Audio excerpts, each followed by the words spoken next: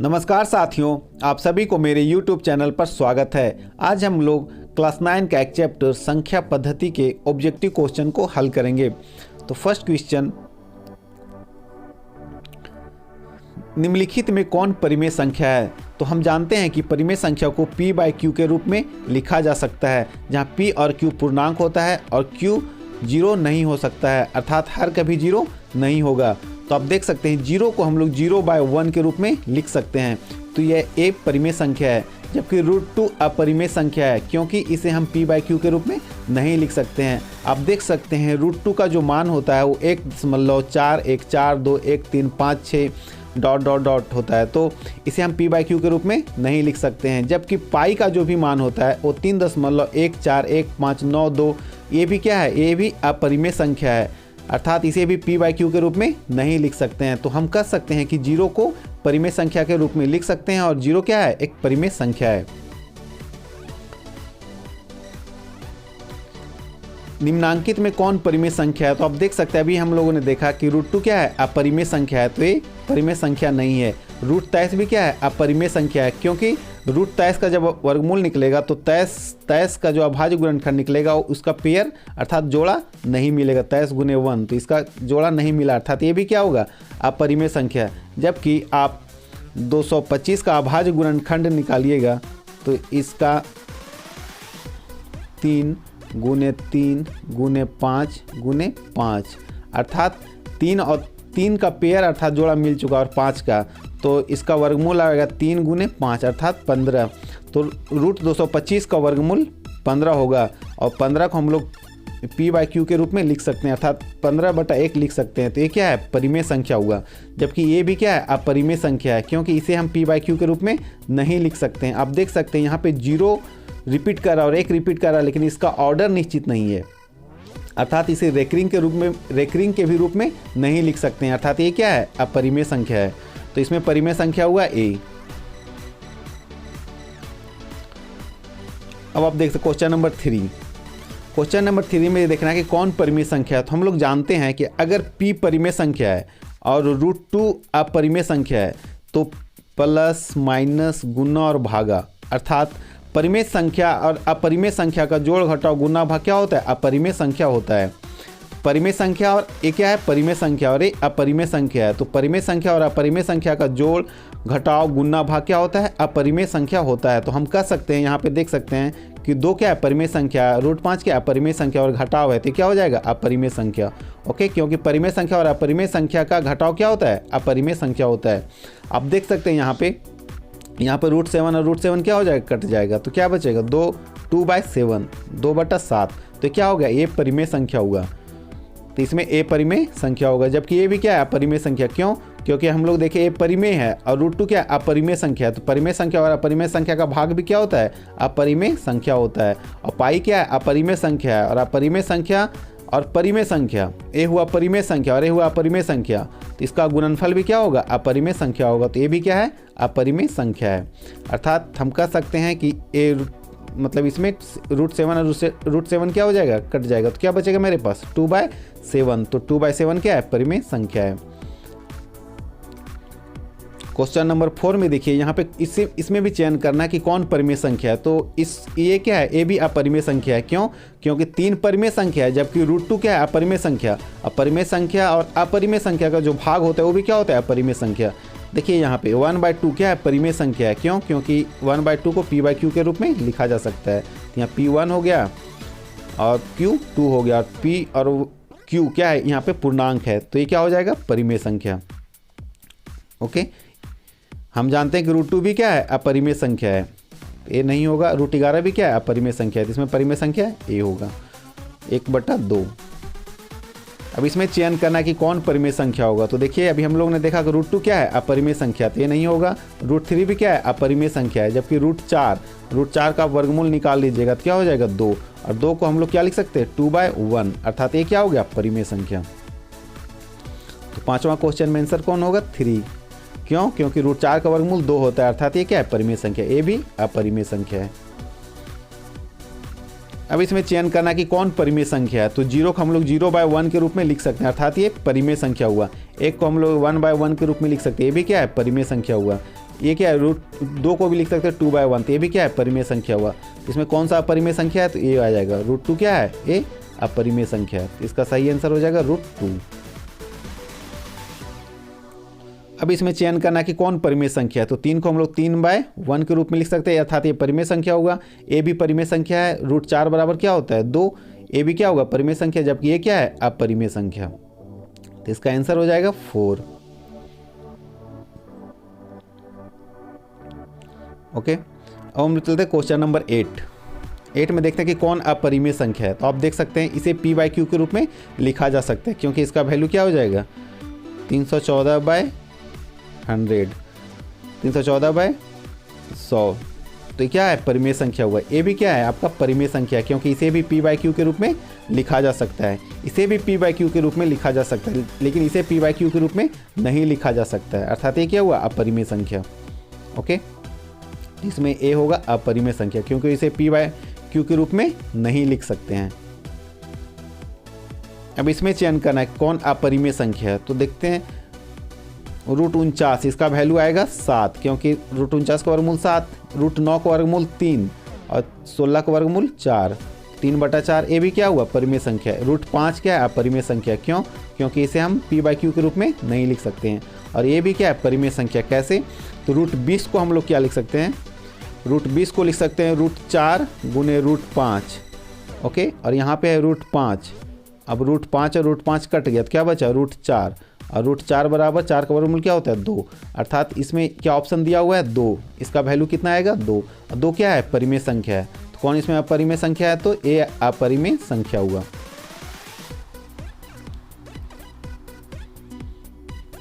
अब इसमें चयन करना कि कौन अपरिमेय संख्या नहीं है, अर्थात कौन परिमेय संख्या है। तो आप जानते हैं कि √2 क्या है, अपरिमेय संख्या है, पाई भी क्या है, अपरिमेय संख्या, और ये भी अपरिमेय संख्या। क्यों, ये अपरिमेय संख्या क्यों है, तो हम लोग जानते हैं कि परिमेय संख्या और अपरिमेय संख्या का जो भाग होता है वो अपरिमेय संख्या होता है, अर्थात ये भी क्या हो जाएगा, अपरिमेय संख्या। तो कौन परिमेय संख्या नहीं है, तो ये परिमेय संख्या नहीं है। ये क्या है, ये परिमेय संख्या है, ये अपरिमेय संख्या नहीं है, इसे 0/1 के रूप में लिख सकते हैं। तो ये क्या हो गया, परिमेय संख्या। अब इसमें देखना है कि पाई क्या है। तो हम लोग जानते हैं पाई क्या है, तो अपरिमेय संख्या है, सिंपल सा क्वेश्चन है। पाई क्या है, तो अपरिमेय संख्या है, क्योंकि इसे p/q के रूप में नहीं लिख सकते हैं। शून्य क्या है, तो शून्य एक परिमेय संख्या है। ओके, शून्य को हम लोग 0/1 या 0/1 लिख सकते हैं, इसलिए क्या हो जाएगा, ये परिमेय संख्या होगा। अब इसमें चयन करना कि कौन सा कथन सत्य है। तो फर्स्ट ऑप्शन है कि पाई और 22/7 दोनों परिमेय संख्या है, ये गलत है, ये सत्य नहीं होगा। पाई जो होता है ना वो परिमेय संख्या होता है, लेकिन 22/7 परिमेय संख्या होता है, लेकिन पाई क्या है, अपरिमेय संख्या है, तो ये गलत हो जाएगा। ऑप्शन नंबर 2, इसमें पाई और 22/7 दोनों अपरिमेय संख्या, ये भी गलत है, ये अपरिमेय संख्या है, लेकिन ये क्या है, परिमेय संख्या हुआ, तो ये क्या हो जाएगा, गलत। पाई परिमेय है, ये भी गलत है। पाई क्या है, अपरिमेय है, तो ये भी गलत हो जाएगा। अब ये ऑप्शन सही है, पाई परिमेय है और 22/7 क्या है, पाई अपरिमेय है और 22/7 परिमेय है, अर्थात ऑप्शन नंबर 4 सही है। ओके, क्योंकि पाई क्या है, अपरिमेय संख्या और 22/7 परिमेय संख्या है। अब हम लोग क्वेश्चन नंबर 14 में देखते हैं क्या बोलते हैं। इस क्वेश्चन में क्या है कि निम्न में से कौन परिमेय संख्या के बीच 3 और 4 के बीच स्थित है। तो देखना है कि 3 और 4 के बीच कौन सा परिमेय संख्या है। तो इसे निकालने का एक तरीका है, एक रूल है कि 1/2 और जो परिमेय संख्या दिया रहेगा दोनों को जोड़ दीजिए, दोनों को जोड़, तो दोनों का जोड़ क्या आएगा, 3 और 4 7, तो 1/2 और गुने 7, अर्थात 7/2। तो यहाँ पे देखना है कि 7/2 कौन सा है, 7/2 ऑप्शन नंबर 3 है। ओके, तो इसके बीच स्थित है।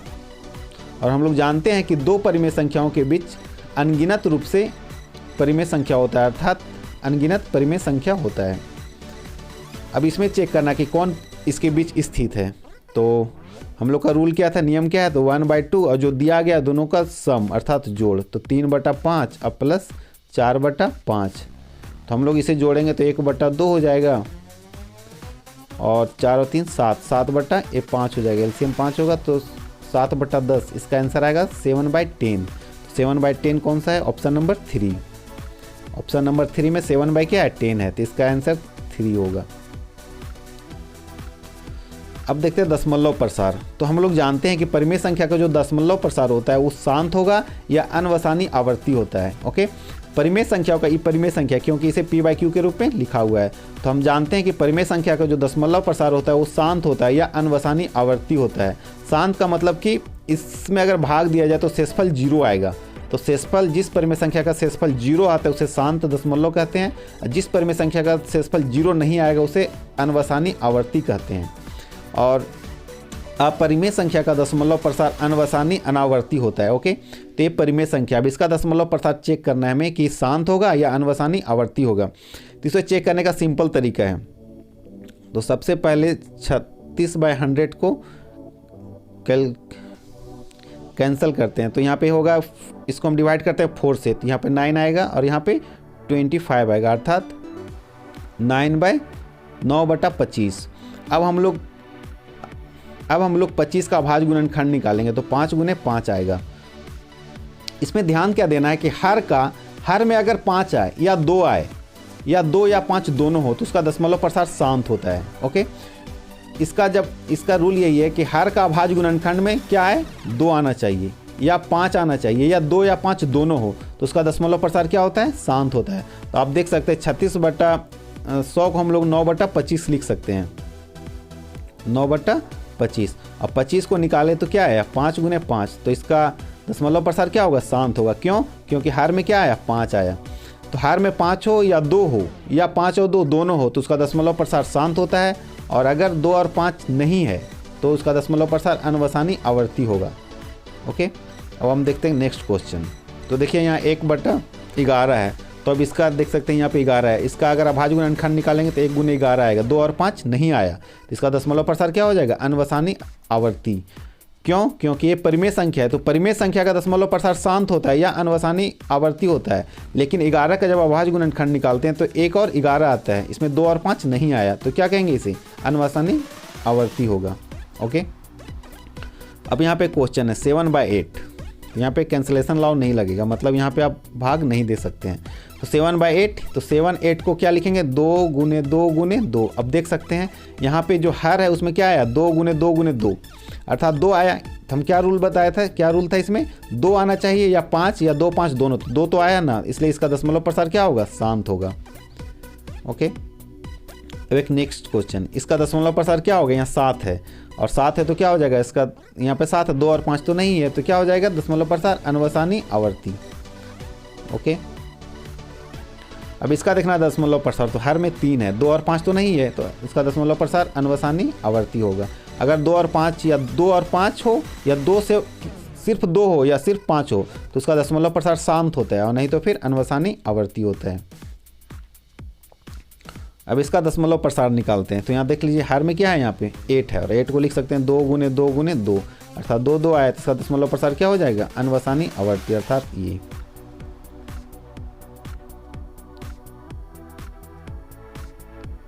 ओके, इसका आंसर 2 होगा, सॉरी 2 नहीं होगा, इसका आंसर 1 होगा, क्योंकि 2 × 2 × 2 आया ना। तो हर अभाज्य गुणनखंड में क्या देखना था, 2 या 5 हो, तो 2 तो आया नहीं, तो इसका दशमलव प्रसार क्या होगा, शांत होगा। ओके,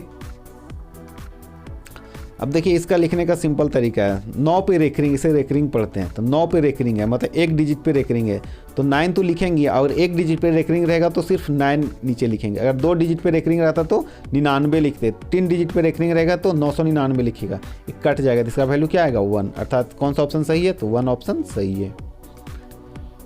अब देखिए यहाँ पे एक ही डिजिट पे रेकरिंग है, 3.333 बार बार आ रहा है, इसका कहने का मतलब 33 बार बार आ रहा है, तो यहाँ पे क्या लिखेंगे, 3 लिख लेंगे, और 1 डिजिट रिपीट कर रहा है इसलिए 1 और 9 लिखेंगे, काटेंगे इसे, कितना आएगा, 1 और यहाँ 3, 1/3 इसका आंसर होगा, मतलब फर्स्ट नंबर क्या होगा, इसका आंसर 1 होगा। अब यहाँ पे देखिए, यहाँ पे आप इसको लिख सकते हैं 4777 बार बार रिपीट कर रहा है। ओके, इसका दशमलव प्रसार कैसे लिखेंगे, तो पहले 47 लिख लेंगे, और जो रिपीट नहीं कर रहा है उससे घटा दिया जाता है, और यहाँ पे जिस पे रेकरिंग है वहाँ पे 9 लिखेंगे, और जितना अंक रिपीट नहीं कर रहा है उतना 0 दे देंगे। तो देख सकते हैं 4 रिपीट नहीं कर रहा था, यहाँ पे 1 0 लगा देंगे। अब 47 में से 4 गया तो 43 बचेगा, और यहाँ पे क्या हो जाएगा, 90। तो इसका आंसर कौन सही होगा, ये 43/90। Okay, next question. अब इसका आंसर बताइए क्या होगा। तो हम लोग लिख लेंगे 001 पहले लिख लेंगे दशमलव हटा के, और उसके बाद यहाँ 3 डिजिट पे रेकरिंग है तो 3 को 9 लगा देंगे, तो इसका वैल्यू 1 ही होता है। इधर कितना भी आप 0 दे सकते हैं लेकिन उसका वैल्यू क्या होगा, 1 ही होगा, अर्थात इसको लिख सकते हैं 1/999। तो कौन सा सही है, ऑप्शन नंबर 3 सही है। अब इसमें देखना है कि किसका दशमलव प्रसार शांत है। तो हम लोग देखते हैं कि दशमलव प्रसार शांत का मतलब कि हर का जो अभाज्य गुणनखंड है, हर का जो अभाज्य गुणनखंड होगा उसमें 2 होगा या 5 होगा या दोनों होगा। तो देख सकते हैं इसमें 2 और 5 नहीं आ रहा, 13 में 2 5 नहीं होगा, तो इसका दशमलव प्रसार शांत नहीं होगा। इसमें 11 ए भी नहीं होगा, ए भी नहीं होगा, ओके, क्योंकि 11 है, 2 और 5 कभी आ ही नहीं सकता, इसमें आ जाएगा। इसका दशमलव प्रसार शांत कौन है, तो 3 आपका सही आंसर है। अब यहाँ हमें गुणा करना है, तो इस गुणा करने में एक सिंपल सा तरीका है कि परिमेय संख्या का गुणा परिमेय संख्या के साथ में करते हैं और अपरिमेय संख्या का गुणा अपरिमेय संख्या के साथ में करते हैं। तो अब देख सकते हैं, तो यहाँ पे परिमेय संख्या 6 और 2 है, तो 6 और 2 को गुणा कर लेंगे, और अपरिमेय संख्या यहाँ पे क्या है, √5 और √5 है, तो √5 को गुणा √5 से करेंगे, तो 6 दूनी 12, और √5 को √5 से गुणा करेंगे तो कितना आएगा, √25। और हम लोग जानते हैं कि √25 अर्थात 25 का वर्गमूल कितना होता है, 5, तो 12 × 5, 12 × 5 बराबर 60, जिसका आंसर 60 अर्थात ये सही है।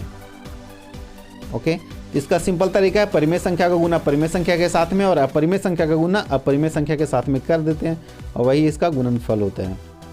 नेक्स्ट क्वेश्चन, यहाँ पे भागा है, तो भागा 8 का पहले अभाज्य गुणनखंड निकालेंगे, तो 8 का अभाज्य गुणनखंड 2 × 2 × 2 आएगा, ठीक। √15 का जब तोड़ेंगे तो √3 और गुने √5 आएगा। सबका अभाज्य गुणनखंड निकाल दिए, और नीचे 2 है तो 2 लिखेंगे, और √3 है तो √3 लिखेंगे। अब कैंसलेशन लॉ लगेंगे, दीजिए यहाँ पे 2 से 2 कट गया, यहाँ पे 3 से 3 कटा, तो क्या बचा मेरे पास, 2 × 4 √5, इसका आंसर आएगा 4√5। कौन सा ऑप्शन सही है, देखिए ये वाला 3 ऑप्शन क्या हुआ, इसका सही हुआ। अब इसमें घटाव है, तो यहाँ पे देखिए, तो यहाँ पे दोनों क्या है, लाइक टर्म अर्थात सजातीय पद में है, तो यहाँ पे देख सकते हैं √3 क्या है, कॉमन हो जाएगा, तो √3 कॉमन लेंगे तो 5 - 2, अब 5 में से 2 जाएगा तो कितना बचेगा, 3, तो इसको लिखेंगे 3√3। कौन सा ऑप्शन है, 3√3 1, मतलब इसका आंसर फर्स्ट सही है। देखिए यहाँ पे एक फॉर्मूला है, फॉर्मूला से बनाने पे बहुत ही आसान बनेगा। तो हम लोग एक फॉर्मूला जानते हैं कि a + b और a - b को जब गुणा किया जाता है तो क्या बनता है, a² और -b²। और अगर a - b इधर है, ओके, और उसे a + b से भी गुणा किया जाए तो इसका भी वैल्यू क्या आता है, a² - b²। ओके, दोनों का वैल्यू क्या होता है, सेम होता है। उसी फॉर्मूला पे सवाल है, तो अब देख सकते हैं ध्यान से, यहाँ a का वैल्यू कितना है, 5 है, अब b का वैल्यू कितना है, √5 है, तो क्या होगा, a² मतलब 5 का स्क्वायर, अब b का वैल्यू √5 है तो √5 का स्क्वायर। ओके, और 5 का स्क्वायर कितना होता है, तो 25, और √5 का स्क्वायर कितना होगा, तो √5 का स्क्वायर होगा 5। क्यों हम लोग जानते हैं कि √5 का स्क्वायर का मतलब √5 × √5, और √5 × √5 बराबर √25, और √25 बराबर क्या होता है, 5। ओके, तो हम √5 का स्क्वायर ऐसे भी कह सकते हैं कि इस रूट से इसका 2 क्या हो जाएगा, कट जाएगा, तो क्या बचेगा, सिर्फ 5 बचेगा। तो 25 में से 5 गया तो कितना बचेगा, 20। तो इसका आंसर 20 कौन सा है, ये सही है इसका आंसर, ये इसका आंसर 4 सही होगा। और हम लोग जानते हैं ये भी उसी टाइप का सवाल है। तो देखिए यहाँ पे a का वैल्यू 3 है और b का वैल्यू √3 है, तो 3 का स्क्वायर और माइनस √3 का स्क्वायर, 3 का स्क्वायर कितना होता है, 9, और √3 का स्क्वायर 3 होगा, तो 9 में से 3 जाएगा तो कितना बचेगा, 6, तो इसका आंसर क्या होगा, 6। ओके,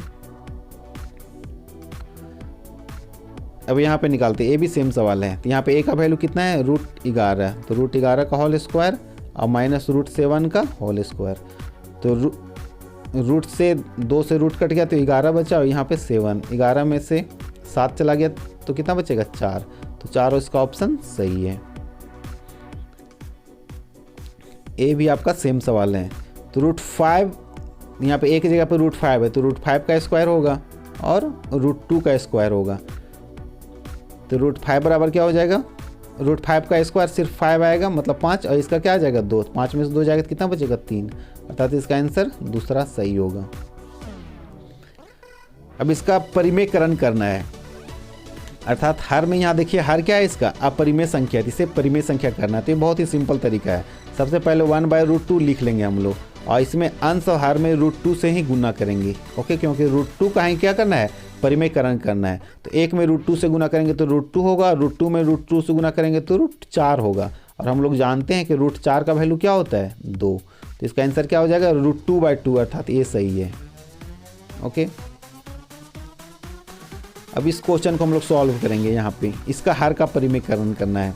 तो इस टाइप के क्वेश्चन को सॉल्व करने के लिए सबसे पहले आप लिख लेना होगा क्या, 1/2 + √2। ओके, अब 1 क्या लिखेंगे, एक क्वेश्चन दिया हुआ है 1/2 + √3। तो सबसे पहले लिखेंगे कि 1/2 + √3। यहाँ पे ध्यान क्या देना है कि अगर 2 + √3 है तो यहाँ पे 2 - √3 से इसका अंश और हर में गुना कर देना है। ओके, प्लस में दिया रहेगा तो माइनस से गुना कीजिएगा और माइनस में दिया रहेगा तो प्लस से। अब 1 से गुना करेंगे तो क्या आएगा, 2 - √3। अब ये फॉर्मूला हो गया a + b × a - b, तो a² तो 2 का स्क्वायर और माइनस √3 का स्क्वायर। इसे सॉल्व कीजिए तो क्या आएगा, √2 का स्क्वायर 4 आया और √3 का स्क्वायर 3 आएगा, तो 4 में से 3 जाएगा तो 1 बचेगा, अर्थात 2 - √3/1, अर्थात ऑप्शन ये सही है। ओके, उसी टाइप से ये सेम क्वेश्चन है, इसे भी कैसे सॉल्व करेंगे। तो लिखा है 1/√7 - √6। यहाँ पे क्या चीज़ से गुना करना पड़ेगा, √7 प्लस लेना पड़ेगा, क्योंकि माइनस में है तो √6, और यहाँ पे गुना करना पड़ेगा √7 + √6। अब ये फॉर्मूला पे बन गया। तो √7 का स्क्वायर क्या होगा, 7, और √6 का स्क्वायर सिर्फ 6। तो 7 में से 6 गया तो 1 बचेगा। तो कौन सा ऑप्शन सही है, प्लस में √7 + √6, कौन सा ये, इसका आंसर ये होगा। अब इसका हर का परिमेयकरण करना है इस क्वेश्चन का। तो देख लीजिए, एक क्वेश्चन है तो सबसे पहले क्या चीज़ से गुना करना पड़ेगा इसमें। तो यहाँ पे क्वेश्चन लिखते हैं 1/√7 - 2 है। ओके, इसका अंश और हर में क्या, √7 + 2 से गुना करना पड़ेगा, √7 + 2। ओके, अब ये फॉर्मूला पर बन गया। तो यहाँ पे होगा √7 + 2, और √7 का स्क्वायर 7 होगा और 2 का स्क्वायर 4 आएगा। तो 4 में से 7 में 4 जाएगा तो 3। तो इसका आंसर होगा √7 + 2/3, √7 + 2। देखिए ये आंसर √7 + 2/3।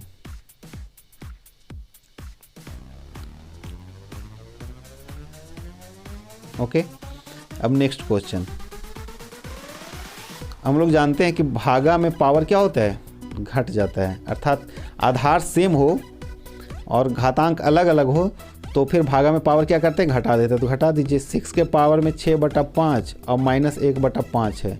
तो क्या लिखेंगे, 7 के पावर में 6 में से 5 जाएगा तो सिर्फ 6 में से 1 जाएगा तो 5, तो 5/5 कट के क्या आएगा, 1, अर्थात 7 के पावर 1 बराबर क्या होता है, 7। तो कौन सा आंसर सही होगा, ऑप्शन नंबर 1। ऑप्शन नंबर 1 इसका सही है। सेकेंड क्वेश्चन, इसमें लिखा हुआ है क्वेश्चन 36 के पावर में 1/2। थोड़ा सा गलत है यहाँ पे लिखा हुआ है 36 के पावर में 1/2। ओके, तो इस टाइप के क्वेश्चन को हल करने के लिए पहले 36 का भाज्य गुणनखंड निकाल लीजिए। क्या आएगा, 2। 36 का भाज्य गुणन क्या आएगा, 36 को लिख सकते हैं 6 का स्क्वायर। ओके, और इसके लिखेंगे 1/2। इसका मतलब हुआ 6 का स्क्वायर को ब्रैकेट को हटाइए, ब्रैकेट की जगह पे गुना का साइन देते हैं। तो 1/2 से 2 क्या हो गया, कट गया। तो 6 के पावर 1 बराबर क्या आएगा, 6। तो इसका आंसर क्या आएगा, सिर्फ 6। इसका आंसर 6 होगा। अब यहाँ पे गुन्ना है और आधार दोनों का क्या है, सेम है। तो गुन्ना हो, आधार दोनों का सेम हो तो जोड़ दिया जाता है। तो जोड़ दीजिए। तो आधार में इसका 2, आधार में 2 है, पावर में क्या है 2/3 और प्लस 1/3। तो यहाँ पे जोड़ेंगे तो क्या आएगा, 2 के पावर में 3/3, एक कट जाएगा तो क्या आएगा, 2 के पावर में 1, अर्थात 2। कौन सा ऑप्शन सही है, ऑप्शन नंबर 3 सही हुआ। नेक्स्ट क्वेश्चन यहाँ पे देखिए, यहाँ पे भी क्या है, आधार सेम है और जो घातांक है वो अलग अलग है। तो पावर क्या करेंगे, जोड़ देंगे। तो जोड़ दीजिए, 2 + 5 कितना होता है, 7। तो 17 के पावर में क्या हो जाएगा, 7। देखिए ऑप्शन सही हुआ। अब देखिए यहाँ पे 4 है, तो 4 को हम लोग लिख सकते हैं 2 का स्क्वायर। ओके, और इसके पावर में 3/2 है, तो यहाँ से 2 और 2 क्या हो गया, कट गया। अब 2 के पावर 3 बचेगा। अब 2 के पावर 3 का मतलब 2 गुने 2 गुने 2 अर्थात 8। ऑप्शन नंबर 4 सही है। अब 64 है, तो 64 को हम लोग क्या लिखते हैं, 8 का स्क्वायर, और यहाँ पे लिखा हुआ है 1/2, तो 2 से 2 कट गया, तो 8 के पावर 1 बराबर कितना होगा, 8। आंसर कौन सही है, 4 नंबर ऑप्शन सही है। अब देखिए यहाँ पे एक सवाल है, बहुत इंपॉर्टेंट सवाल है। यहाँ 125 के पावर में 1/3 है, तो हम लोग एक फॉर्मूला जानते हैं, a के पावर में अगर -1 है तो इसे हम लिख सकते हैं 1/a। अब देखिए 125 को हम लोग लिख सकते हैं 5 का क्यूब, 5 का क्यूब, इसके पावर में -1/3, 3 क्या हुआ, कट गया, तो क्या बचा मेरे पास, 5 के पावर में -1, 5 के पावर में -1, ऐसे लिख सकते हैं 1/5, अर्थात ऑप्शन नंबर 2 सही है। 32 है, तो 32 को हम लोग अभाज्य गुणनखंड निकालेंगे तो 2 के पावर 5 आएगा, और इसके पावर में क्या है, 1/5, 5 से 5 कट गया, क्या बचा, 2 के पावर में 1 अर्थात 2। ऑप्शन नंबर 1 सही है इसका। इसी टाइप से 25 है, 125 के पावर में 1/3 है, तो 125 को क्या लिखेंगे, 5 के पावर में 3, 5 के पावर में 3 और 1/3, 3 से 3 कटा, क्या बचेगा, सिर्फ 5 के पावर में 1 अर्थात 5। कौन सा ऑप्शन सही है, ये, इसका ऑप्शन ये सही है। अब यहाँ पे देखिए 32 है, तो 32 को क्या लिखेंगे, 2 के पावर 5, और इसके पावर में क्या है, 3/5, तो 5 5 कट गया, क्या बचा, 2 के पावर में क्यूब अर्थात 3, 2 के पावर क्यूब बराबर क्या होगा, 2 गुने 2 गुने 2 अर्थात 8, तो 8 ऑप्शन 1 सही है। अब देख सकते हैं यहाँ 16 है, तो 16 को क्या लिखेंगे, 2 के पावर 4, और इसके पावर में क्या है, 3/4, तो 4 से 4 कटा, 2 के पावर 3 बराबर क्या हो जाएगा, 2 के पावर 3 बराबर 8 अर्थात ये ऑप्शन सही है। 9 है, तो वह 9 को क्या लिखेंगे, 3 का स्क्वायर, इसके पावर में है 3/2, 2 से 2 कट गया, 3 तिहाई नहीं, 3 गुने 3 गुने 3, 3 के पावर 3 का मतलब 3 गुने 3 गुने 3, तो 3 तिहाई 9 तिहाई 27, ये ऑप्शन सही है। 81 है, तो 81 को क्या लिखेंगे हम लोग, 9 का स्क्वायर, इसके पावर में क्या हो जाएगा, 1/2, 2 से 2 कटा,